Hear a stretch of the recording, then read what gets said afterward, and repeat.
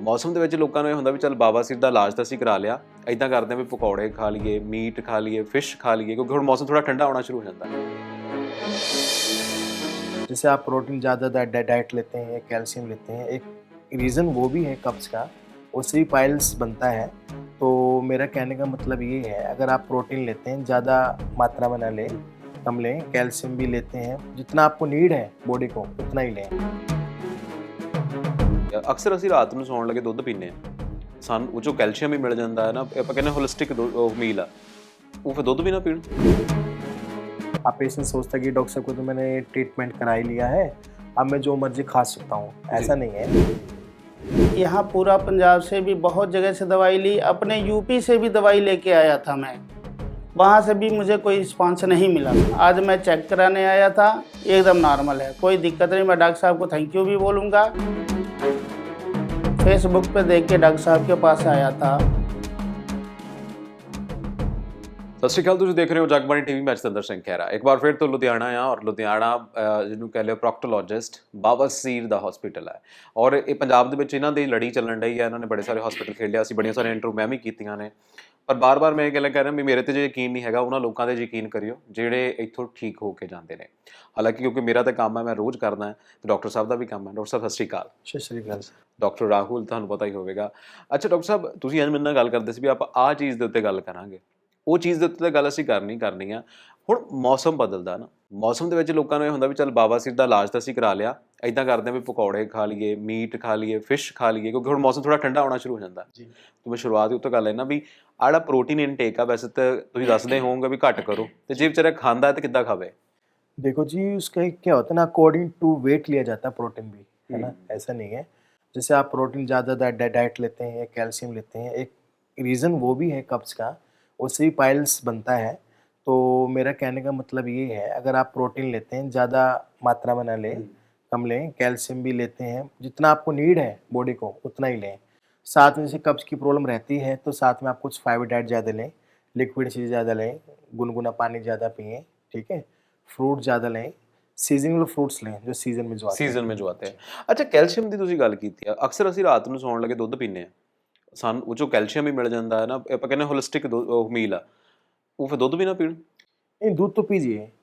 ये मान लो कैल्शियम जो होता है हड्डी के लिए अच्छा रहता है, उससे क्या वीकनेस नहीं आती। जैसे कुछ पेशेंट आते हैं कि जी ज्वाइंट पेन रहता है, हड्डियों में जान नहीं रहती, तो कैल्शियम बॉडी के लिए अच्छा है, ऐसा नहीं है जी। ਠੀਕ ਹੈ, दूध पी सकते हैं। हाँ, दूध पी सकते हैं। ਔਰ ਜੇ ਮੀਟ ਖਾਣਾ ਆ, ਉਹ ਵੀ ਹੈ ਕਿ ਵਨਸ ਇਨ ਅ ਵੀਕ ਖਾ ਰਹੇ ਹੋ ਤਾਂ ਉਹਦੇ ਨਾਲ फ्रूट्स एंड ऑल ਜਿਹੜਾ ਉਹ ਜ਼ਰੂਰ लेओ ना पानी। बिल्कुल बिल्कुल। जैसे कुछ पेशेंट का क्या होता है, जैसे हमारे यहाँ ट्रीटमेंट हो गया पेशेंट का, आप पेशेंट सोचता है कि डॉक्टर साहब को तो मैंने ट्रीटमेंट करा ही लिया है, अब मैं जो मर्जी खा सकता हूँ, ऐसा नहीं है। हमारी गारंटी होती है पाइल्स की, जिससे मौके बनने की, और दोबारा रिकरेंस नहीं होते। अब मान लो पेशेंट जैसे नॉनवेज ज़्यादा खाएगा, गर्म मसाले ज़्यादा तेज़ लेगा, और जैसे सर्दी का सीज़न है, लोग खूब ड्रिंक करते हैं, मसाले ज़्यादा तेज़ लेते हैं, फिर आधा घंटा 1 घंटा वॉशरूम में बैठे रहते हैं, तो उससे जो वेन्स जो होती हैं, हेमोराइड जो वेन्स होती हैं, वो इन्फ्लेम्ड हो जाती है, जोर लगने से फूल जाती हैं, या जोर लगने से जख्म हो जाते हैं गोदा में, जिसको फिशर बोलते हैं, उससे जलन दर्द वगैरह हो सकता है।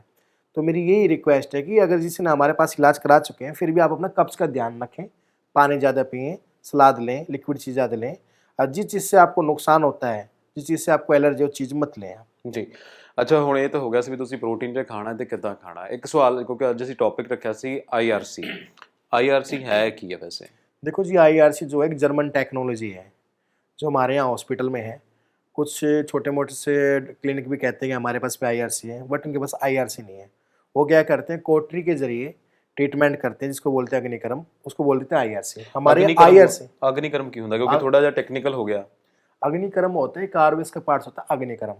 जैसे पुराने समय में आप देखते हैं, उस टाइम जैसे कि कुछ सर्जरी वगैरह तो होती नहीं थी, है ना, तो उस टाइम क्या है ना, वो अग्निकर्म करते थे, जैसे कि बॉयल गर्म करके उसको जैसे करके कोटराइज करना, जैसे अभी भी होता है कई सर्जरियों में, सेंसिटाइज हाँ, जैसे पाइल्स है, कई जगह उसको अग्नि करके उसको पाइल्स को रिमूव कर देते हैं, उससे ब्लीडिंग नहीं होती जी। अच्छा, ਜਿਹੜਾ ਹੁਣ ਤੁਸੀਂ ਕਹਿੰਦੇ ਆ ਕਿ IRC है, ਇਹ ਕੀ टेक्निक है? ये जर्मन टेक्नोलॉजी है, इन्फ्रेट कोंगुलेशन। जैसे पाइल्स के पेशेंट को फर्स्ट सेकंड ग्रेड पाइल्स मास में आप उसको इन्फ्लेम्ड करती करनी पड़ेगी, वहाँ उसको कोंगुलेट करके मस्सों को साथ साथ खत्म कर देती है। ਸੁਕਾ ਕੇ ਉਹਨਾਂ ਨੂੰ हाँ जी, और ब्लड आना तुरंत बंद हो जाता है फर्स्ट डे से ही। ਅੱਛਾ ਇਹਨੂੰ ਲੇਜ਼ਰ ਵੀ ਕਹਿੰਦੇ ਆ ਆਈਆਰਸੀ ਨੂੰ ਜਾਂ ਨਹੀਂ? नहीं जी, लेजर टेक्नोलॉजी अलग है। ਅੱਛਾ ਲੇਜ਼ਰ ਵੱਖਰਾ हाँ ਆਈਆरसी जी, ਵੱਖਰਾ। लेजर टेक्नोलॉजी ये पोलैंड की टेक्नोलॉजी है जो हमारे यहाँ हॉस्पिटल में है, जो मशीन है। और उससे जैसे कि फिस्टुला के लिए सबसे अच्छा है। जैसे फिस्टुला में ट्रैक बन जाते हैं, किसी को सिंगल ट्रैक है, किसी को डबल ट्रैक से मल्टीपल ट्रैक का मतलब होता है जैसे कि रास्ता बन जाना। ਰਸਤਾ ਬਣ ਜਾਂਦਾ। जैसे आप मेरी पॉकेट देख रहे हैं, फिस्टुला में एक सुराख तो यहाँ होगा, एक अंदर होगा। जैसे बाहर ओपनिंग में क्या होता है, फुंसी बनती है, पानी से पी वो रेशा आता है और बंद हो जाता है। पेशेंट सोचता है कि वो बिल्कुल या बाल थोड़े या छोटा मोटा कोई इन्फेक्शन है। वो बीमारी जो होती है हाइजीन ना होने के कारण होती है। उसमें जो लेज़र टेक्नोलॉजी है वो सबसे बेस्ट ट्रीटमेंट है। उसमें क्या होता है, हम जैसे सुन करके आइडेंटिफाई करके उसमें रेल्स होती है एक, वो ट्रैक में डाल देते हैं, जिससे साथ के साथ डेड टिश्यू को रिमूव करती है और साथ साथ उसको हील करती है। ਹੀਲ उस ਵੀ track ਕਰ को। हाँ जी। ਕਿਉਂਕਿ ਫੋੜੇ ਵਾਂਗੂ ਫੋੜਾ ਹੋ ਜਾਂਦਾ ਮੈਨੂੰ ਲੱਗਦਾ ਫਿਰ ਚਲੋ।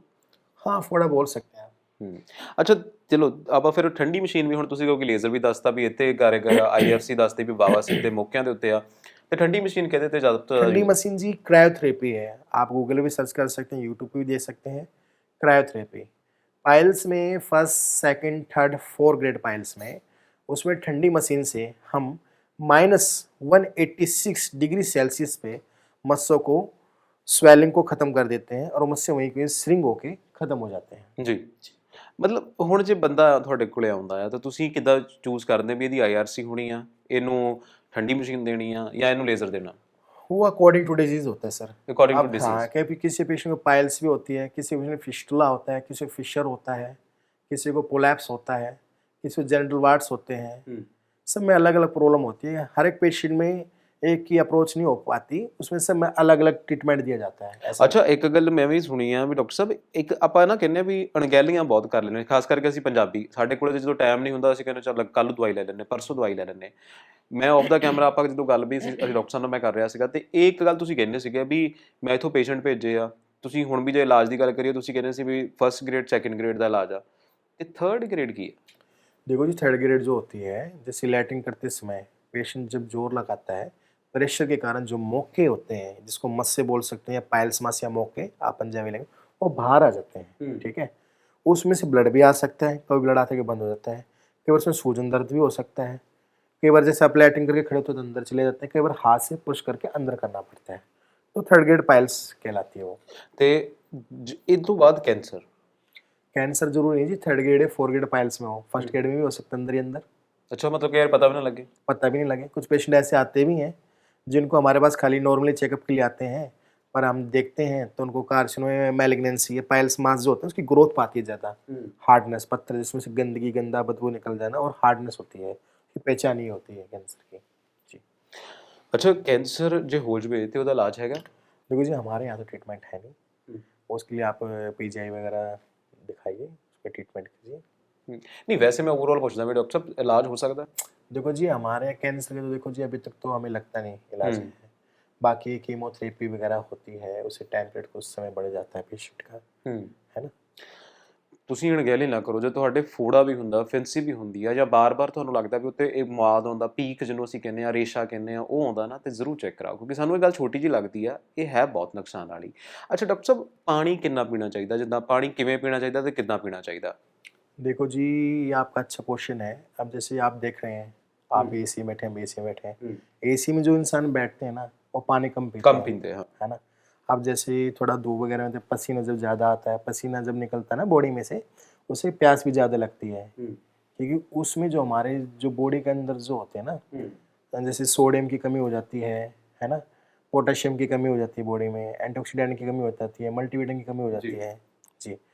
पानी जो होता है अकॉर्डिंग टू वेट लेना चाहिए। जैसे 40 kg वेट है तो इंसान को 2 लीटर वाटर पीना चाहिए डेली। हाँ जी।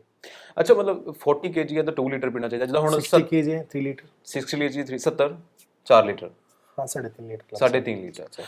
ठीक है डॉक्टर पानी का ये नहीं है कि आप पानी डायरेक्ट पीजिए, सब्जी के दौरान ले सकते हैं, जूस में ले सकते, जूस के दौरान भी पूर्ति हो सकती है बॉडी की, ठीक है। और साथ में जैसे फ्रूट्स लेते हैं, सलाद लेते हैं, उसमें भी हाइड्रेट तो होती है।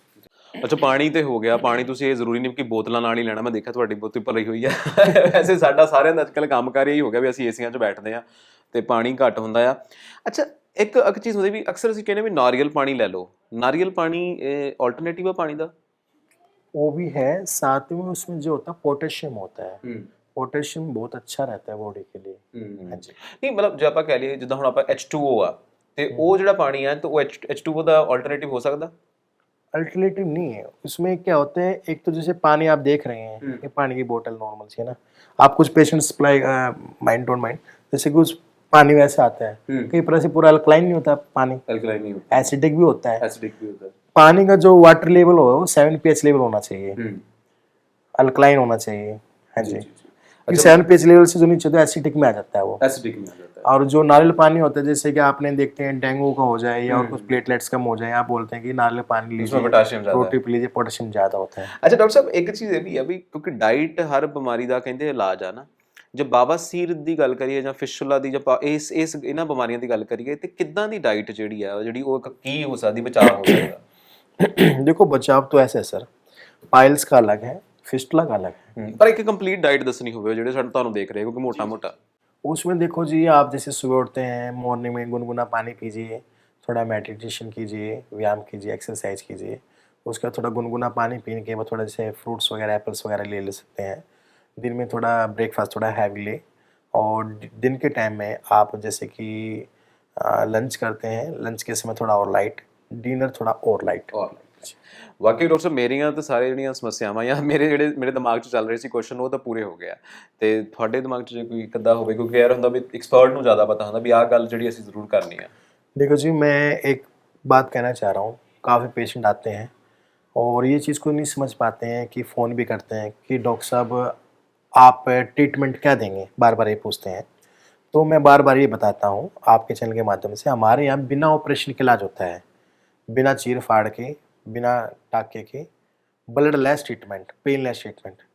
जैसे कि IRC जो है ये जर्मन टेक्नोलॉजी है ये, ठीक है। और हमारे यहाँ जो है ठंडी मशीन से भी इलाज होता है, ठीक है। और एक बैंड लेगेशन होता है, मैंने उसका जिक्र नहीं किया था अभी तक। हाँ नहीं ये बैंड लेगेशन जो होता है, कुछ पेशेंट ऐसे होते हैं जैसे शुगर है या हार्ट के पेशेंट है ना, या मान लो जैसे कि और कोई प्रॉब्लम है ना, BP के पेशेंट है, वो डॉक्टर हॉस्पिटल में जाते हैं, डॉक्टर हॉस्पिटल वाले कहते हैं जी आपके तो हार्ट के पेशेंट हैं या शुगर के पेशेंट, आपका इलाज नहीं हो सकता, तो हमारे पास वो आ सकते हैं, उनसे हमारे ट्रीटमेंट का कोई टकराव नहीं है।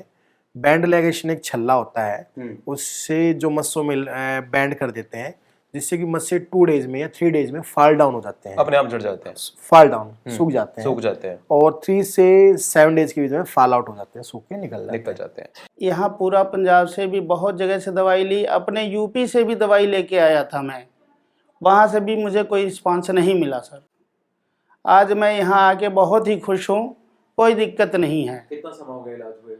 ये हमें जो है कि 8 से 10 साल हो गए, अभी तो जो है कि 1 हफ्ते हुए हैं, 1 हफ्ते में मुझे पूरा रिस्पॉन्सिबिलिटी मिल गई है, कोई दिक्कत नहीं है, एकदम बढ़िया है। आज मैं चेक कराने आया था, एकदम नॉर्मल है, कोई दिक्कत नहीं। मैं डॉक्टर साहब को थैंक यू भी बोलूँगा कि आगे भी जिन लोगों का भी इलाज हो ऐसे ही सफलतापूर्वक हो, कोई दिक्कत ना हो। तो यही बात कहते हुए मैं धन्यवाद। ਬਾਕੀ ਡਾਕਟਰ ਸਾਹਿਬ ਬਹੁਤ ਬਹੁਤ ਸ਼ੁਕਰੀਆ ਇੱਕ ਵਾਰ ਫਿਰ ਤੋਂ ਸਾਡੇ ਨਾਲ ਗੱਲ ਕਰਨ ਲਈ, ਧੰਨਵਾਦ ਤੁਹਾਡਾ।